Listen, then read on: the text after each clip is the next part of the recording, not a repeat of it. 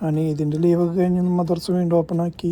അതുകൊണ്ട് തന്നെ എത്ര ദിവസം മദർസയിൽ പോകാത്തതുകൊണ്ട് ഇന്ന് കാലത്ത് തന്നെ ഭയങ്കര മടിയായിരുന്നു എണീക്കാനൊക്കെ.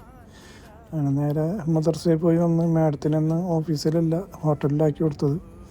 പിന്നെ അതൊക്കെ കഴിഞ്ഞ് നേരെ വന്ന് ചായ കുടിച്ച് നേരെ അപ്പുറത്തെ സൂപ്പർ മാർക്കറ്റിൽ നിന്ന് സോപ്പും പൊടി കഴിഞ്ഞിരിക്കുകയായിരുന്നു.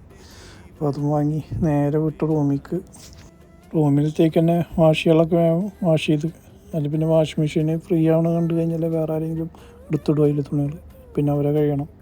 ഇപ്പോൾ അതുകൊണ്ട് തന്നെ വെയിലുള്ളതുകൊണ്ട് പെട്ടെന്ന് ഉണങ്ങും ചെയ്യും. അപ്പോൾ ആ പരിപാടി ഉണ്ട് ഞാൻ കഴിച്ച്.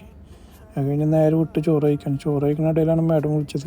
ഓഫീസിലത്തെ കഴിഞ്ഞ് വേഗം വായോ പറഞ്ഞിട്ട്. പിന്നെ ഞാൻ മെല്ലെ തന്നെ പോയത്. പിന്നെ അവിടെ പോയാലും എന്തായാലും വെയിറ്റ് ചെയ്യേണ്ടി വരും. പറഞ്ഞ പോലെ തന്നെ ഇന്നൊരു 10-20 മിനിറ്റ് അവിടെ വെയിറ്റ് ചെയ്യേണ്ടി വന്നു. അതിനൊക്കെ കഴിഞ്ഞ് മാഡത്തിന് വീട്ടിലാക്കി കൊടുത്തേക്കാണ് അടുത്ത പണി.